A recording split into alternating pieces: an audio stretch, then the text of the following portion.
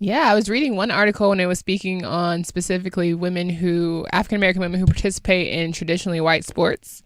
And that I was like, man, nail on the head in terms of like having to deal with my hair or having to deal with just like Yes. trying to be represented correctly and feeling like I had to speak for the group. Being African Americans, like anytime when anyone would ask a question, it's like my opinion had to be, Bible, and like that's what all Black people thought, and trying to like convince people that a Black journey is not one thing and doesn't have to be one thing. So yeah, it's been interesting as a female who did participate in a predominantly white sport, just to go through experiences and, hidden racism that you didn't even realize was an issue. Because I remember growing up, people used to tell me that I had an extra bone in my body. That's why I was Yeah, that's a good crazy. sprinter. That's why I was so fast. Yeah. And the reason why I would go to college was because I was like, oh, well, they're going to meet your quota. Like you're like, Yeah. good for their image. You bring diversity. So you can go anywhere you want. That's what they would tell my mom at swim meets.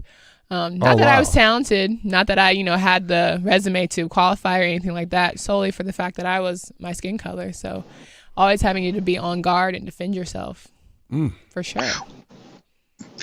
And that stereotype pervades all sports for Mm-hmm. women. Mm-hmm. I mean, Candace, you might not be old enough to remember Florence Griffith Joyner. Mm-hmm. Okay, but she Flojo. was FloJo.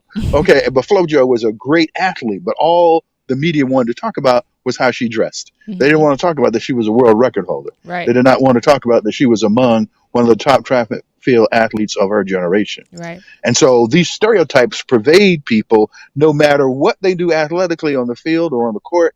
These attitudes still pervade. Yeah, because you have to be. And one Go ahead. and one of the things that one of the former athletes talked about was this stereotype of being aggressive. Mm-hmm. She was a field hockey player and she just went out and played her game. But after the game, everybody on the opposing team told her to calm down because she was too aggressive. But that was her game.